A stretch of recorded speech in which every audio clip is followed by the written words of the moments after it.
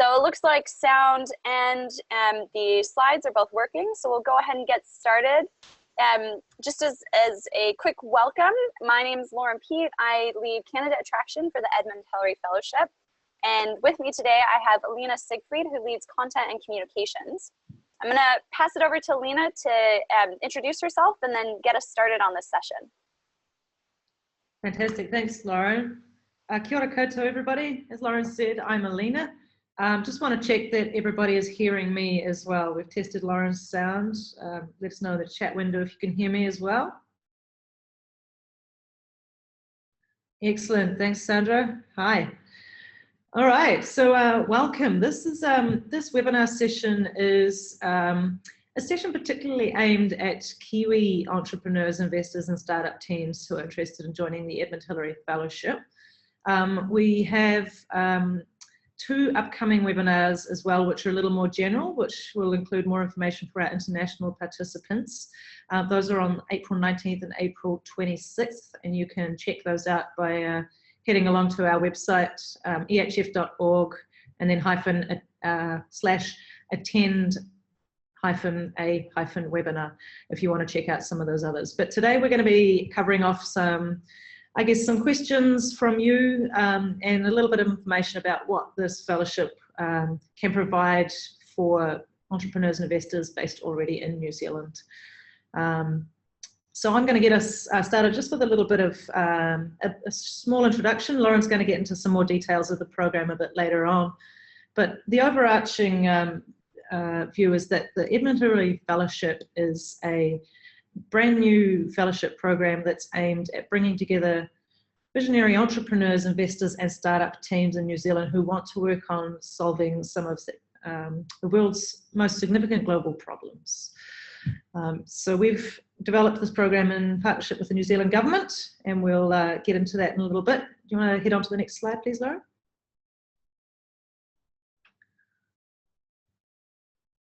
And as you can see from the name, this fellowship has been developed very much with I guess the legend and the vision of Sir Edmund Hillary behind us.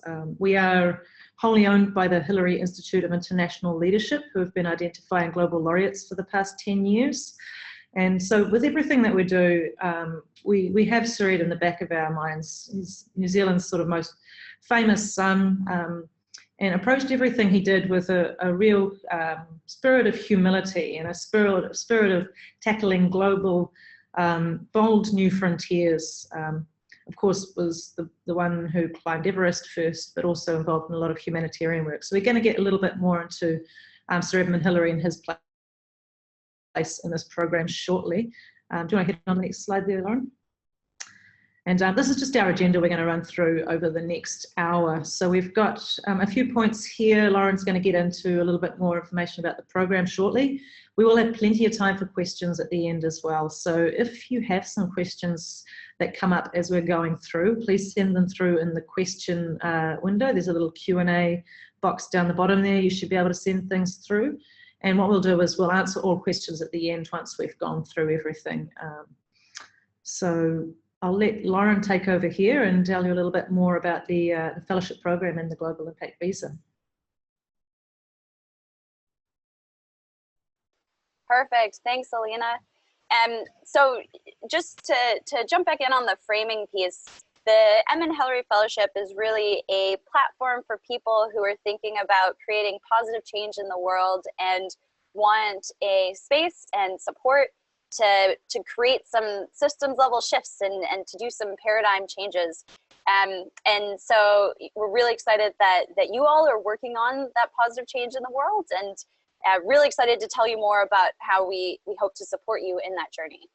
So just so you know a little bit more about some of the things we'll cover today, we'll do sort of a general overview about the fellowship, and within this really focus on what the Kiwi experience will be like, so for Kiwis who are part of the fellowship. Then we'll talk a little bit about some of what we see as some of the innovation strengths in New Zealand, although we know there are many more. And then at the end, we'll get into more of the logistics around who we're looking for and how you can apply. And as Alina said, what we'll do for questions is first of all, use the Q&A box rather than the chat box to type in your questions. It just helps us keep track of them a little bit better. And that's perfect. I see a question just popped up, so thank you for starting that. And then at the end of each section, we'll pause and we'll do all the questions on the last section. We know that there might be some people who jumped in who aren't either Kiwi or based in New Zealand, and so you're welcome to participate. Just wanted to let you know that we will be focusing on questions about the Kiwi experience in this webinar in particular. Great, so go ahead and get started. So what is the Edmund Hillary Fellowship? As I mentioned, it's a platform for visionary entrepreneurs and startup teams and investors who want to be solving some of the world's biggest problems from New Zealand. And within this, when we say biggest problems, we're thinking about meaningful problems that have an impact on people and the planet.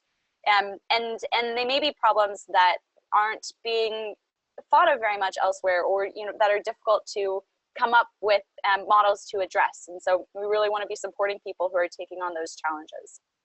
The fellowship also provides exclusive access to the Global Impact Visa. So this is a brand new open work visa, not as needed for many of our Kiwis, although if you're in New Zealand on a separate visa, you can transfer over to the Global Impact Visa. So we will talk briefly about that as well. So just a quick overview on the high level how it's going to work. On this first point here, you can see it is a 3-year fellowship, and the focus is really the community that we're building behind it. So people who are driven by impact and want to be incubating ideas from within New Zealand and with the support of the fellowship and the community, but then also who have a global vision for how to get those ideas out and into the rest of the world. The second point, we're bringing in up to 50 international and 10 Kiwi fellows every 6 months. And that cohort model is a really big part of how we're thinking about the community building. So when you come in, you're not coming in on your own and getting plugged in. You're coming in with a whole group of other people who are going through that experience alongside you. And throughout that, we'll be providing individualized support to each of our fellows. So we'll talk more about that as we get into it as well. And then finally, as I mentioned, the fellowship does provide access to the Global Impact Visa. We're quite proud that this is one of the most entrepreneur-friendly visas in the world, and it is the very first to be oriented around impact. So on a global level, there's a really wonderful pioneering step that New Zealand has taken in making this visa possible. Getting into a few more of the details, our fellows can be based anywhere in New Zealand. So we will bring the fellows together for community building events and learning, but for the day-to-day, we encourage and really hope that our fellows are in fact spread out across New Zealand. The second point here is that we really put fellows in the driver's seat. So we will be focusing a lot on curating our support to what each fellow needs for the stage of development that we're at. We're hoping to bring in people who are at every stage of development. The way we're thinking about crafting our cohort is as a microcosm of what makes for a great startup ecosystem. And in a great ecosystem, you need both the people who are earlier in their journey and are perhaps at the idea stage. And we also need people who are later stage and have established ventures or who are interested in investing their time and their resources in supporting younger ventures. So our support really will be tailored and curated for people at each of those different stages.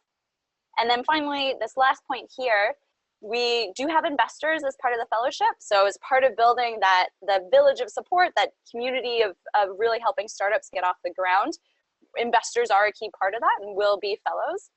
But we note here that it's not a funded fellowship, and we'll talk later about some of the other funding opportunities that are already available within New Zealand.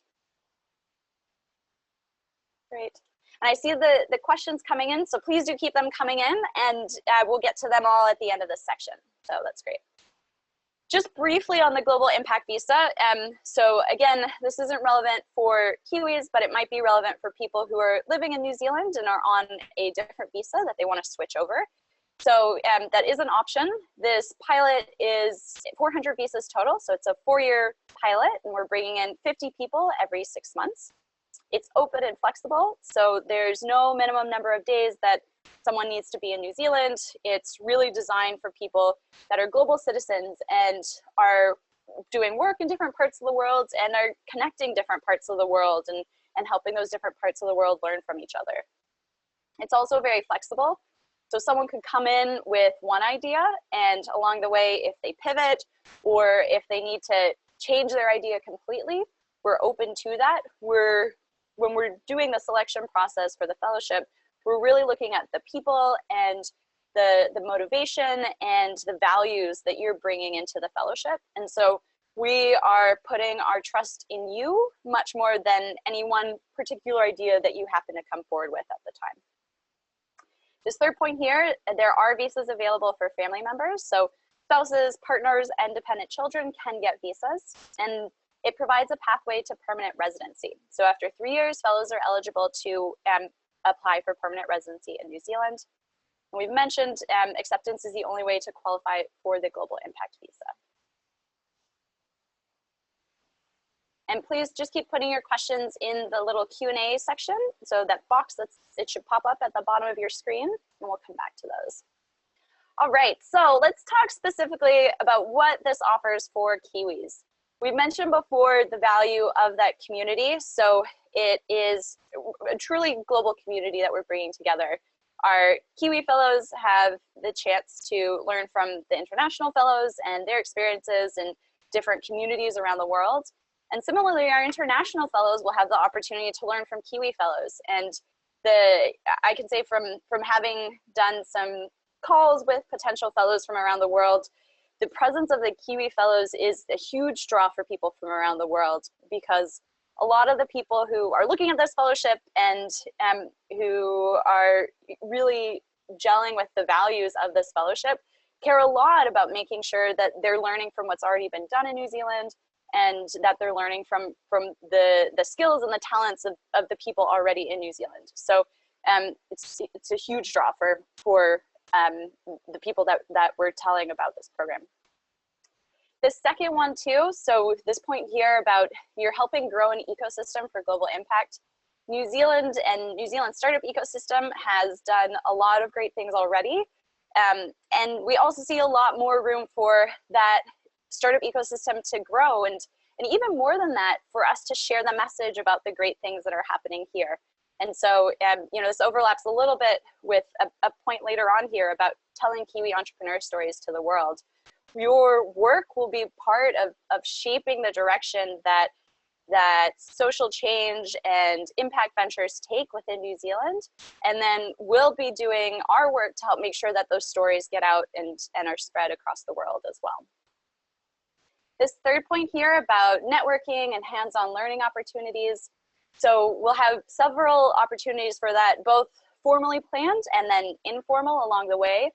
Some of the formally planned ones are at retreats. So there's an induction week, first of all, when at the very, very start of the program. And that gives an opportunity for the fellows to learn from each other. And then it also will give time for us to bring in people who are doing great work in impact ventures and in innovation from around New Zealand and other parts of the world. So there's a grounding and a community building right at the very beginning. And then every year we'll have a demo day. So it's an opportunity for people to showcase what they're working on. And we'll also have an event for the fellows. So a fellow specific retreat where the fellows can speak in a more intimate environment and share some of the things that they're learning and the challenges they're facing, and get support from the other people in that community. And one of the great things about the community too is that we're focusing on the diversity of the people within that. And so we're really looking at the different perspectives that each person will be bringing to the cohort. And that's yet an extra value and an extra add-on for the people that are part of this experience to get the perspective of someone with a different life experience and from someone who might be working in a different industry. And so who can come to your space with fresh eyes and maybe see something that you might not have seen in the same way before.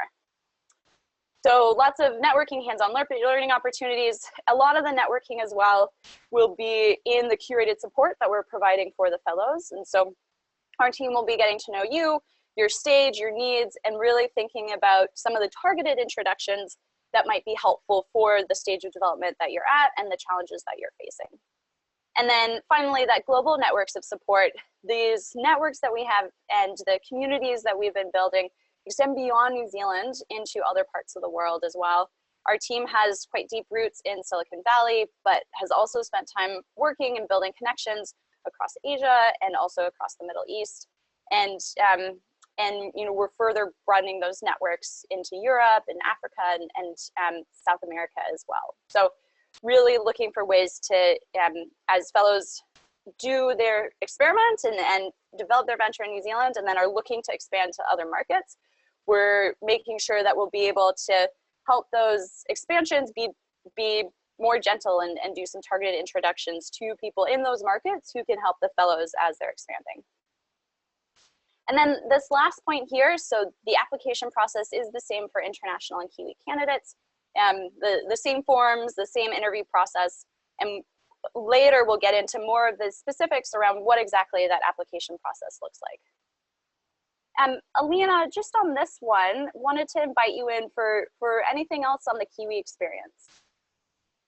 Sure, thanks, Lauren. I think you've covered it off really well. I think the only thing I would mention is that this is our inaugural cohort that we are recruiting for at the moment. And so we'll really be looking to find out from our fellows what would be most useful for them, for us to be providing. So we'll be doing a fair amount of co-designing of the program along with the fellows. And so there'll be definitely opportunity there to tailor the program to whatever is going to be most useful. Great point. Thanks, Alina. Great. So, and this one speaks a little bit more about some of the other things that we'll be providing to people who are part of the fellowship. And as Alina said, there's still a lot of room to help shape this. And in fact, for this first cohort in particular, we're really looking for people who are excited about being part of that co-design process with us. So this first point here, the retreats, the demo days, the learning and sharing opportunities, this is one that I spoke about earlier and is equally important for our Kiwi and our international fellows.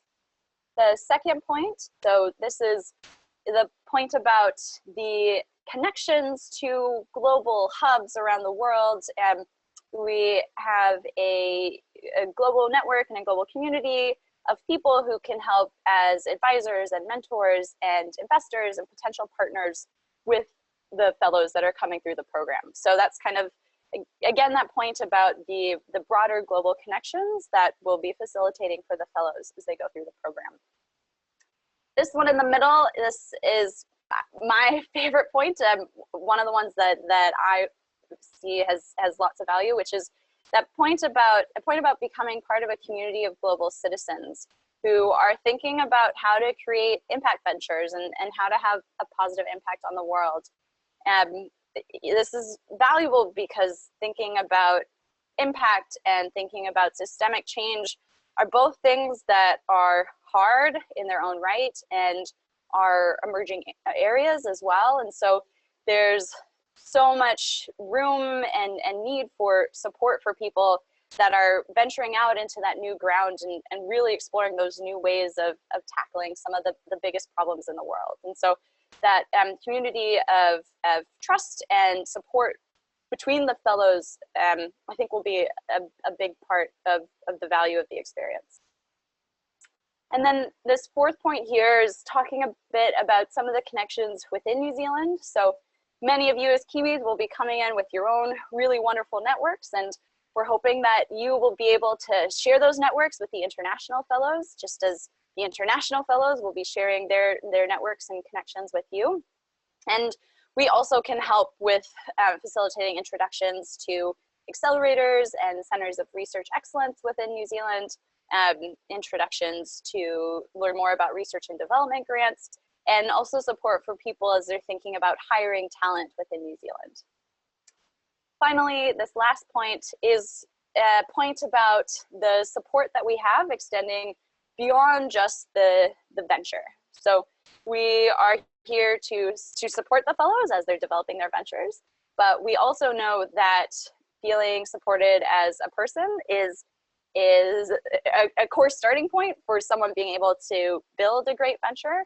And so any support that you need as you're thinking about, you know, especially in the cases of the Kiwi Fellows, connecting with other fellows, or it might be questions around, you know, maybe you're opening up a different branch in a different part of New Zealand and you're thinking about maybe moving out there and where you would base yourself.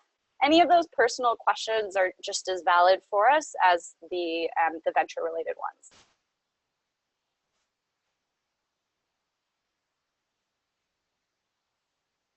Great. So we talked a little bit about some of the things that you could anticipate as you go through the 3 years of the fellowship. And this next slide is about what we hope to see. So what our fellows will be achieving and working on throughout that period as well. So it's a little bit about what some of the impacts of your work might be. So this first point here is building global impact ventures. And so we're looking for people who are working on things that bring a positive impact to the world and are interested in helping create those things and bring them to life. And the second point here, so connecting New Zealand startups with global hubs. Our Kiwi Fellows, again, are going to be a really wonderful connection between some of the international fellows and their networks, and then the broader communities that you all already have in New Zealand. And so the key point within this is that we hope that some of the follow-on effects of the fellowship extend not just to enabling the fellows and their ventures, but also extend to bring greater support for Kiwi startups and Kiwi social impact entrepreneurs more generally. And so that all of the people in the startup space in New Zealand are really lifted up as a result of the fellowship. So that's that second point. This influence point, so influencing with new ways of thinking. We're looking for fellows who bring creativity and who are willing to challenge the status quo, willing to dream of a different way of doing things, and willing to audaciously hope for a better future. And so we hope that you bring that not just to the work that you do, but again, to your conversations that you have with other fellows and to broader communities in New Zealand that you're engaging with. This fourth point here, so investing capital and time, is thinking about fellows who can bring in not just financial resources, but can bring in expertise and are ready and willing to support younger ventures and really help them grow into the best that they could be. So that's another key area of activity and another key result we hope to see. And then finally, this last one, the attraction point. As a result of the work that the fellows are doing, the great impact that they're achieving, and also the stories that you're telling and that we're helping you spread out to the world about your work, we hope that this really establishes New Zealand as an incubation nation where people come when they have big, audacious ideas around not just how to make more money or grow larger companies, but around how to make the world a better place for people and the planet. And so that attraction will hopefully have a positive follow-on effect of letting other people in other parts of the world know that if that's the kind of impact, that positive impact is what they're really aiming for and seeking to achieve, then New Zealand also wants those people here too. The last thing I should say on this slide is these are 5 different categories, and as a whole, we hope that all of our fellows will achieve in each of those.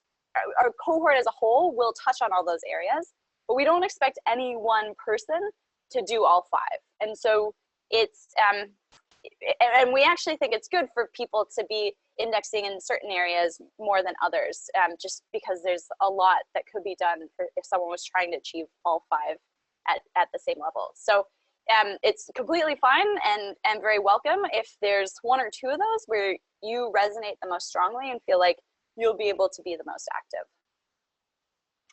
So with that, I'll invite Alina again for anything else I might have forgotten, and then I'm going to start to pull up the Q&A questions. So if you have any other questions on this section, please stick them into the Q&A, and we'll start going through those in just a minute.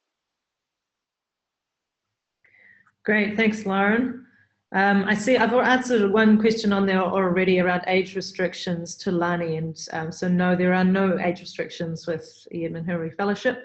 We're really looking for people that across the board, yeah, who have got experience as well as youthful energy. So nothing there. Do you want to jump onto the next slide, please, Lauren?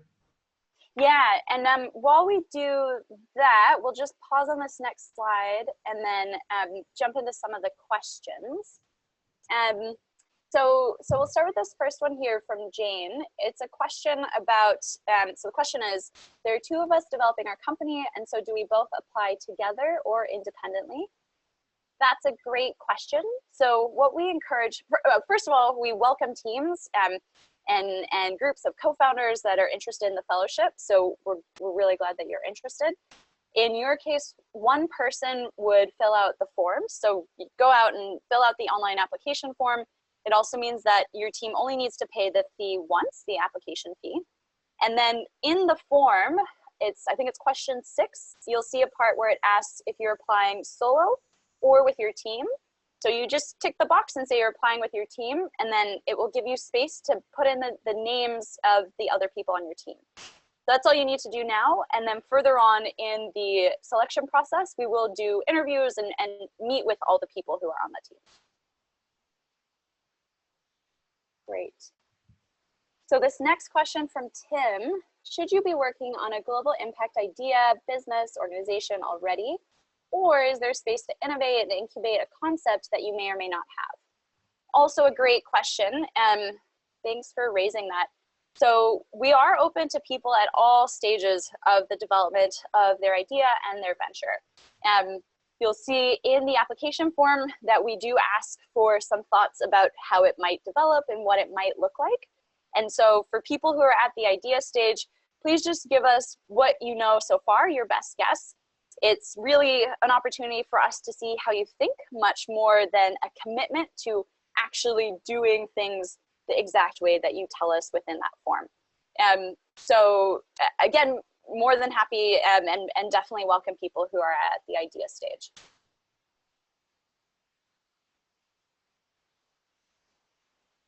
Great. So then the next question here is from Deborah.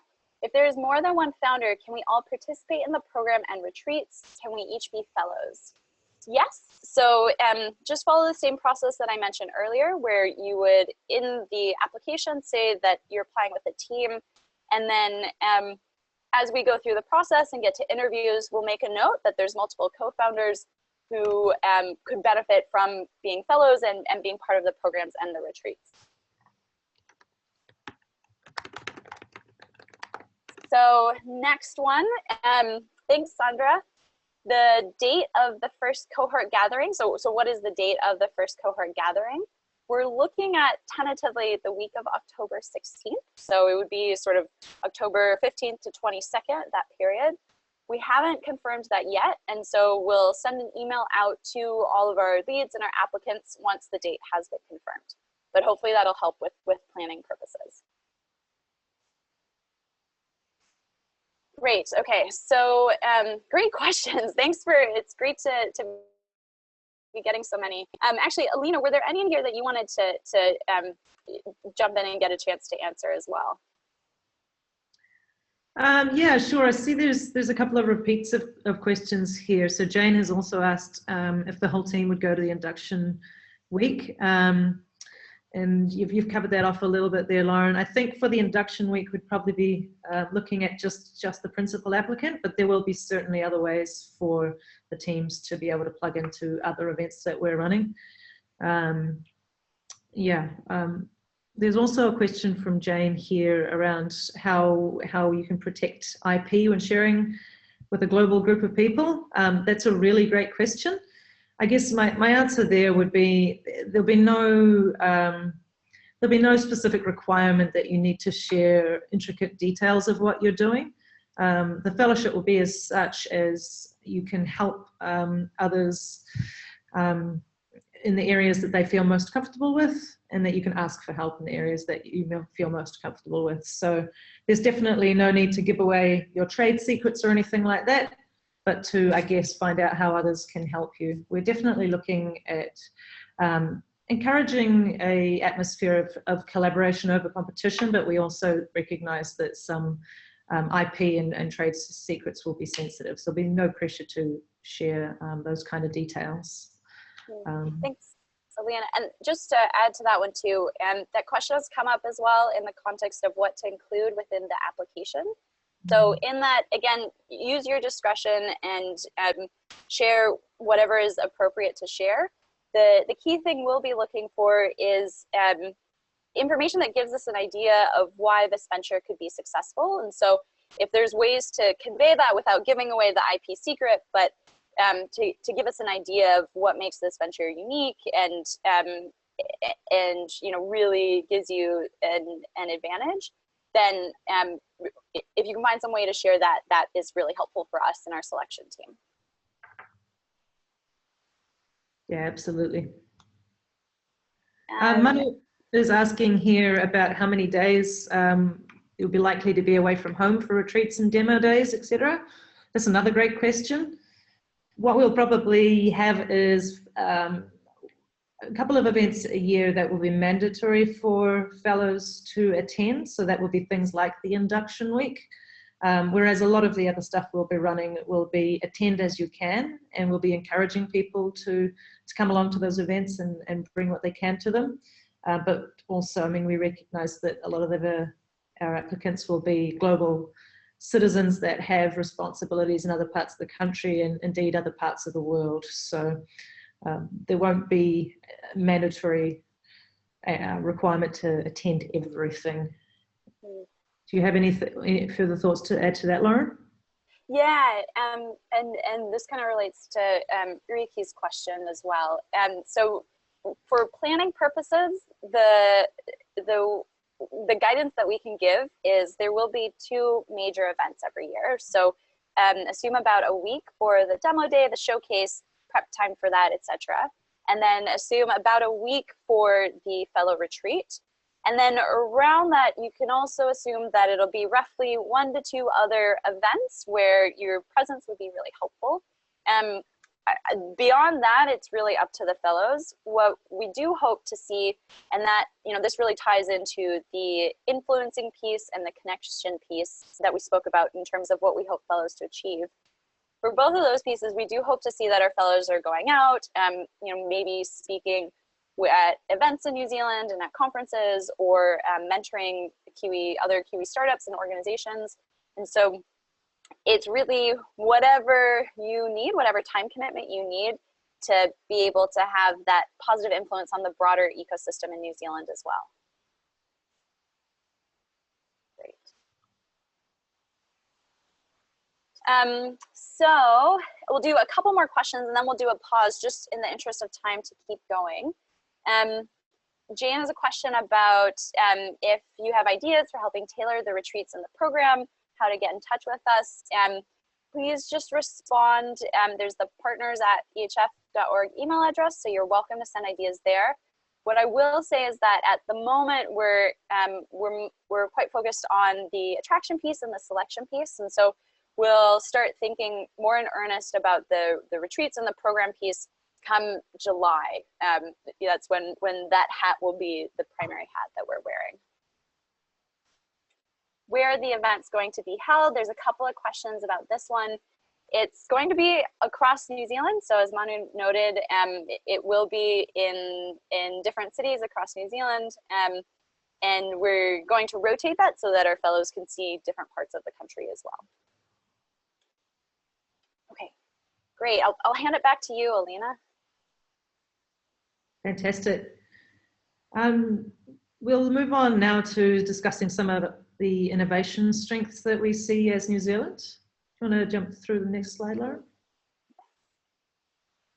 So as Lauren mentioned a bit earlier on, we're really looking to build up New Zealand's reputation as an incubation nation for impact-based entrepreneurship and investment. We have a vision where New Zealand can be a world leader, where our name is synonymous with ventures and business that improve the world.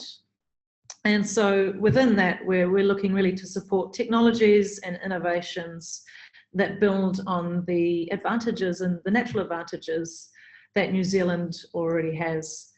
In the past, New Zealand's size and distance has been viewed as a barrier, and in reality has been a barrier in some industries towards getting products and services out to the world. But what we see in the coming years is, as the world is changing so rapidly, New Zealand's small size is actually a fantastic advantage in terms of being able to test products quickly, being able to pivot when necessary, and being able to be really agile and move with the changing times. We've of course got a history of being quite resourceful down here in New Zealand. For a long time, we've had to do less with more. We've had to really sort of pull up our bootstraps and innovate by ourselves down here as the rest of the world has been going about their business. And that has really also nurtured a real spirit of collaboration in New Zealand that perhaps isn't present in some larger economies. So we really do value collaboration over competition down here. And those are, I guess, some of the natural advantages and the societal advantages that New Zealand can leverage in becoming a global leader for world impact. We of course have always been quite globally focused as a nation. We've always had to seek out other markets to be able to be globally competitive. So that is somewhere where we've already got a bit of a head start on other nations. New Zealand businesses are thinking global from day one. If you want to jump to the next slide, Lauren, we're going to go over some of the areas which we see New Zealand is well placed to be a leader for global impact. So we've already got this reputation on the global stage of being a clean, green country at the bottom of the world that values the environment. A lot of people, of course, come to New Zealand first through tourism, from wanting to visit the place. So that's somewhere where we think we can leverage that brand and work on some innovations that can help both protect New Zealand's environment and also be models for the rest of the world to follow in terms of land restoration and conservation practice and so on. Agriculture is another big area. Of course, New Zealand's roots are steeped in agriculture. It's the main driver of our economy at the moment. So we think we've got a head start in a lot of agricultural and horticultural areas. And where we'd love to see innovations, I guess, under the Edmund Hillary Fellowship is in areas that can make farming and agriculture work smarter, more efficiently, and in more environmentally friendly ways than where we are currently. There's some fantastic innovations happening in New Zealand in this space already. And you'll see underneath each of these areas, we've got an example of a company that's doing something quite cool or innovative in these areas. And our example here is the Tuaropaki Trust, who are a Maori group near Lake Taupo who are really thinking about things in a holistic way. So they've got all of their shareholders. I think there's about 3,500 shareholders, which are all part of the iwi, or the tribe, who are working together to make decisions around land use management.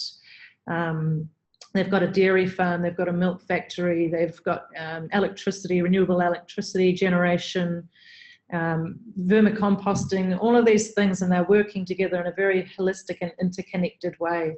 So that's one of the lenses that I think we can view the future of agriculture there. Do you want to jump through to the next one, please, Lauren?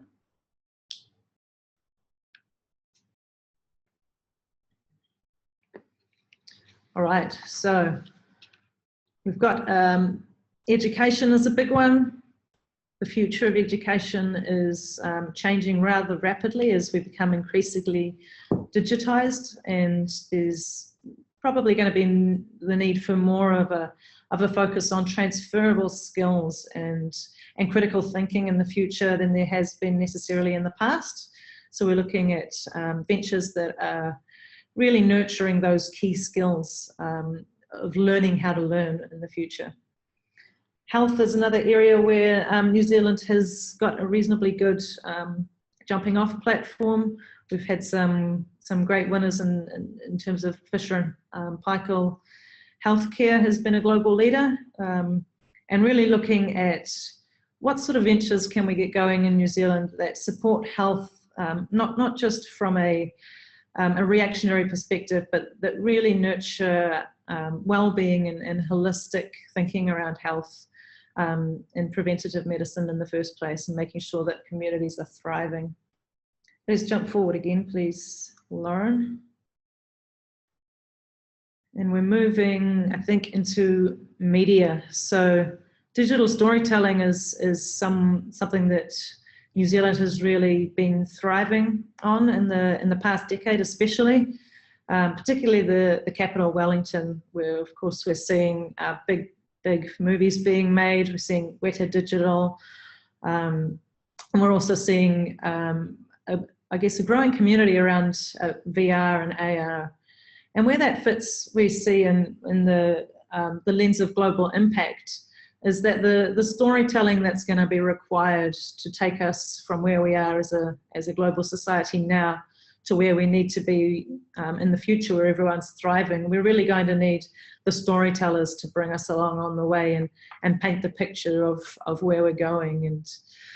And so that's, I think, where we see the media playing a big role. And then software, of course, underpins so much of what we do these days.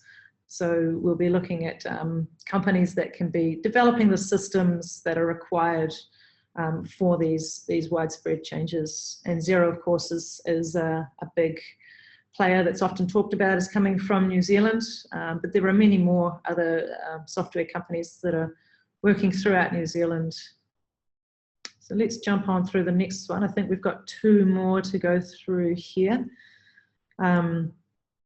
LanzaTech is a company which is a really cool and innovative company that was born out of New Zealand, and they're turning waste fuels, basically, and harmful industrial gases into high value, low carbon fuels.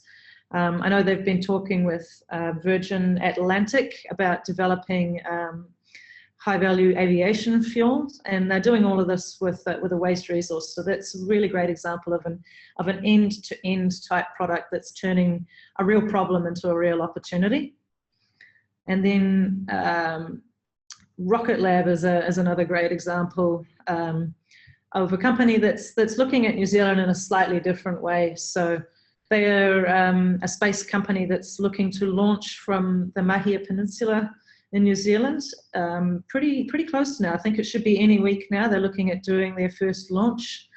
And to give you a bit of a sense around, how we're viewing things like space, we've had one example of some candidates who have been interested in the program, some space consultants who are interested in really democratizing space and making space and the benefits that can come along with that in terms of communication, in terms of environmental monitoring and tracking, and the applications that we might see in conservation in New Zealand, making all of those technologies available to everyday people, rather than space being this big thing that government and big corporates are in charge of. So that's a pretty exciting area where New Zealand has got some real advantages and opportunities there.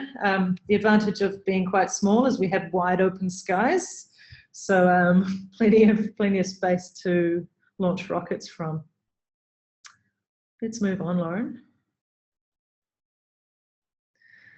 So we're going to talk a little bit now about the kinds of people that we're looking for to join this program, and then Lauren's going to jump back into some of the logistics around our selection criteria and how we can apply.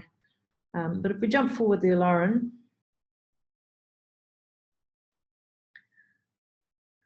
As we mentioned before, Sir Edmund Hillary has really been a massive inspiration in the development of this program. We've developed it in his memory and aligning close with the types of values that he held. He was quite humble in his achievements. As I mentioned before, despite being known for climbing Mount Everest, he also developed the Himalayan Trust and worked for decades with the people in Nepal on humanitarian work. And it's that work that he was most proud of. So and one I think thing to keep in mind here is that well, Sir Edmund Hillary and Tenzing Norgay were the first two people to summit Mount Everest. There were over 400 people involved in that expedition to help two people get to the top of the mountain. So I think that's a really apt analogy for what we're looking for here in terms of cooperation and collaboration. Let's jump forward. I know we're running a bit short on time here to get to questions, so we'll go through the next bit quite quickly. Here we're just listing some of our values here that we'd love to see within our fellows, and these are the kind of things that should be embodied by the people we're looking to attract. So being bold, really looking to disrupt existing systems, shift entire paradigms, and use your imagination to think about what is possible out there. The concept of interconnectedness is, I guess, both looking at that as a global society, we're looking to tackle global problems together, but also an interconnectedness between human societies, local human communities, and the natural world upon which we depend. We're looking for excellence in all our candidates, those who are really driven to solve the problem that they're working on and dedicate their lives to it. And in that vein, we're looking for people also who are going to create global impact. So they might be working on solutions that have local applications, but what we're really looking for is solutions that can be replicated elsewhere, other countries to take on as a model for global impact as well. We're looking for people who are authentic, people who are, really living with intentionality and value good human relationships in whatever they do. Really strong on the concept of kaitiakitanga in New Zealand, which is this concept of stewardship or guardianship over the land upon which we stand. And not just that, but stewardship over each other as well. So making sure that others are coming along with you for the ride, and that you're valuing humans and the land and whatever you do.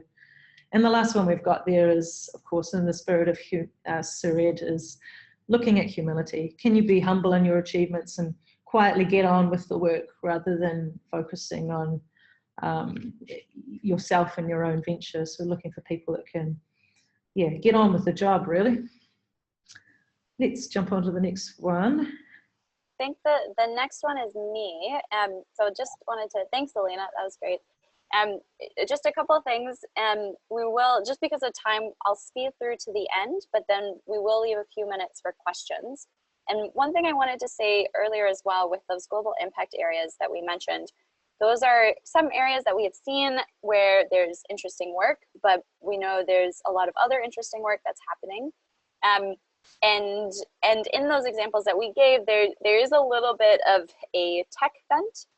So, there were quite a few that are on the technology side, but you might have seen there are others as well that are much more about community engagement and much more about thinking about how we shift the models of how humans work beyond just the technology piece. And so those examples are equally important, and that area of impact is another one that we care about as well. So it wasn't an exhaustive list. We're open to other types of impacts too. So jumping forward, let's talk a little bit about the selection criteria that we're going to be looking at. The key thing for us is really the individual. So the person who's coming forward, or the team that's coming forward in the case of some of you, and does that team have the skills and the capabilities to carry out the idea and the venture that they have put forth? Do they have the networks and connections to really support them along the way, so that they can also learn and also grow? And then do people who work in that space already and know that space better than we might give references and endorsements of that person? And then finally, this last one, which Alina had mentioned a bit earlier, is the importance of finding people that really align with the values that we live by, that are really modeled in the spirit of Sir Ed.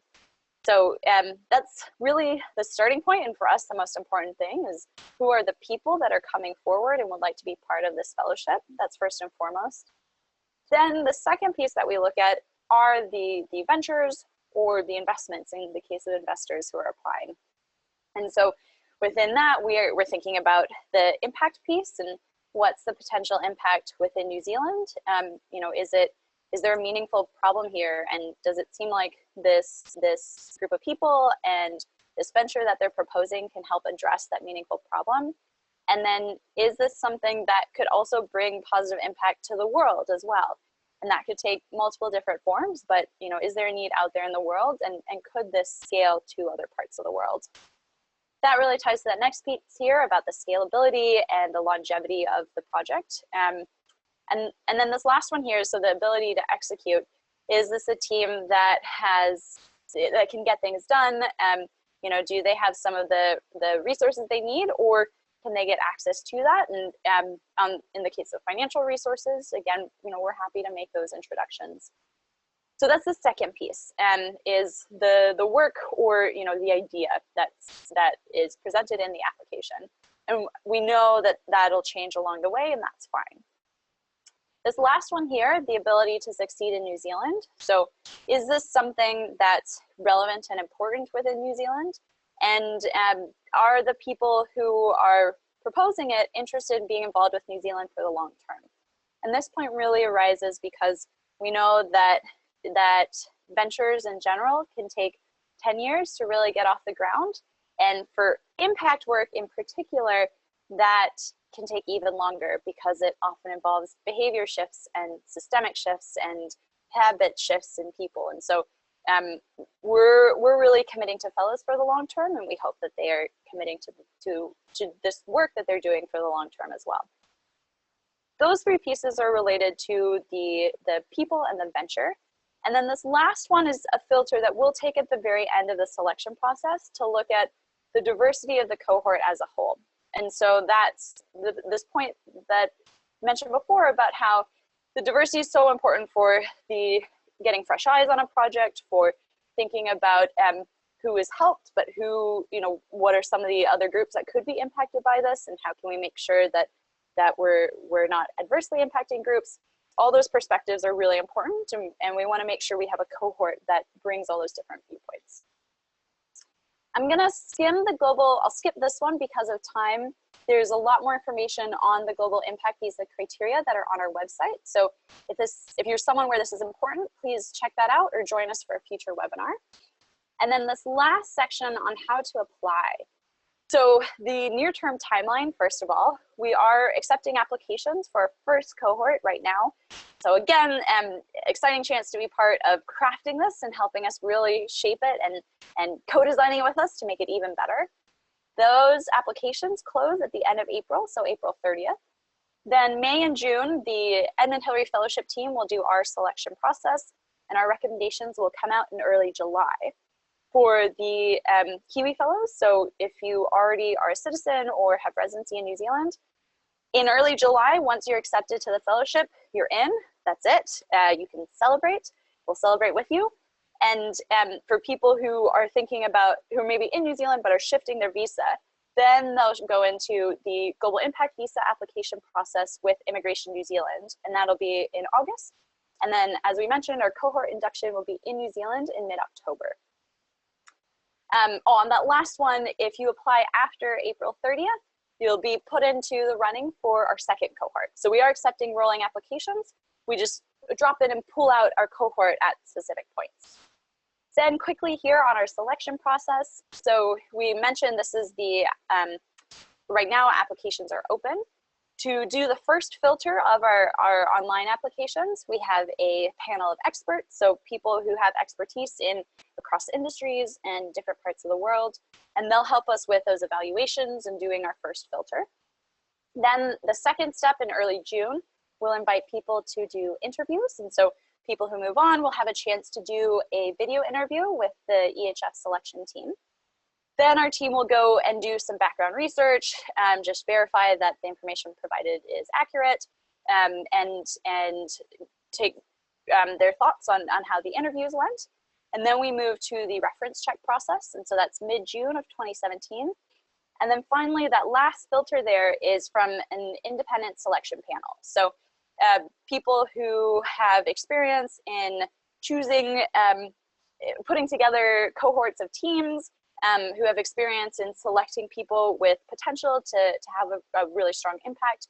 That those people are on our panel and will help us with that final decision. And then acceptances go out in early July. How to apply? Please apply on our website. So www.ehf.org/apply. You'll create an account on Submittable. It should take you only 30 to 60 minutes. You can save and return to your application as you go, so you don't need to do it in one sitting. For Kiwis, there's a 75% discount on fees. So our Kiwi entrepreneurs and teams will pay $212.50 New Zealand dollars, so $212.50 Kiwi, and then the investors will pay 750 Kiwi and Kiwi dollars. And if you're not ready to apply yet, feel free to express interest on our website, and we'll keep you posted about future application deadlines.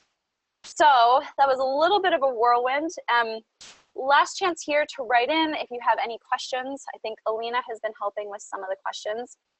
We can go a few minutes after. So add in your questions now, and we'll get started on these. Donna asked, is it preferred to submit references or endorsements with our application, or can we supply these if we make it through the first round?